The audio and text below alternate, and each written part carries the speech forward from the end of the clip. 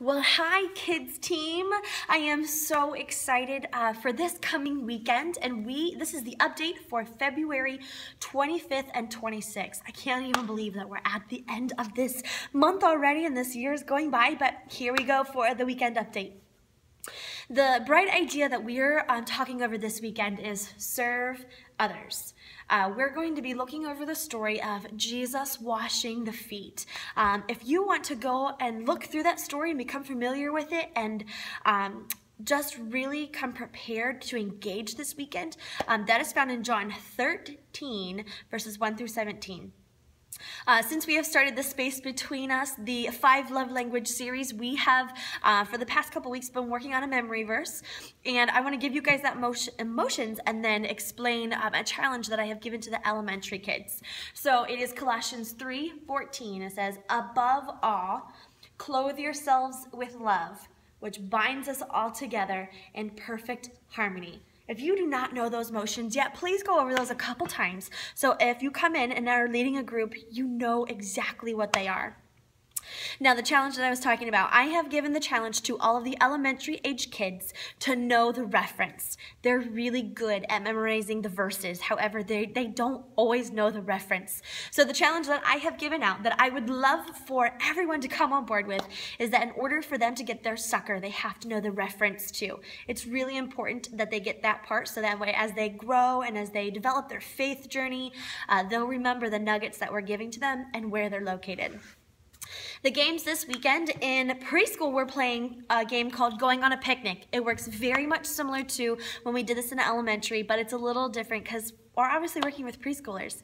The game's called I'm Going on a Picnic, and so what you're going to do is you're going to pick a season that you're going on the picnic, and the kids in the group just have to name foods that you would take during that season. It does not have to be A to Z. It doesn't have to have any rhyme or reason. It just has to be food that's from that season. And then in elementary, we are playing telephone. Very old-fashioned game that we've all played. Telephone, you whisper one sentence, you start, and then you whisper until you're around, and at the end, they say what they heard, and you see how accurate it is. Just to give you guys a little bit of context on how long we're playing those games, in preschool, we're playing it for 3 minutes, and in elementary, it's for 5 to 7 minutes, just so you guys know that information coming in.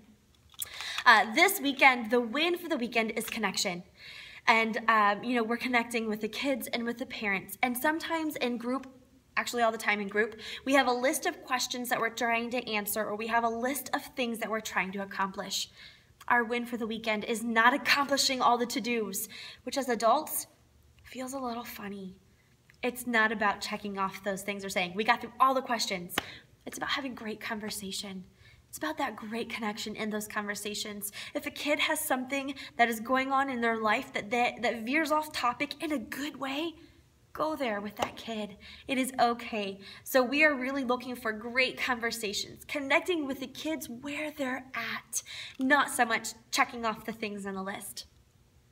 So we have not every week, but every once in a while, I'll ask you guys to join me in prayer about something. And this week, I am asking you to join me in just praying for the people of the Findlay campus for their next step.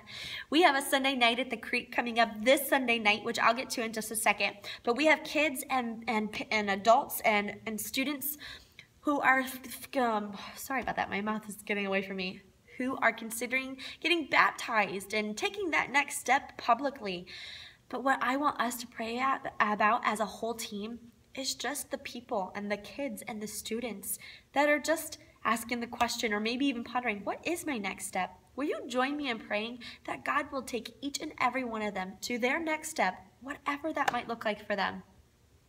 Some upcoming events that I wanted to tell you about. As I mentioned, we have a Sunday night at the Creek coming up this Sunday night at 6 o'clock.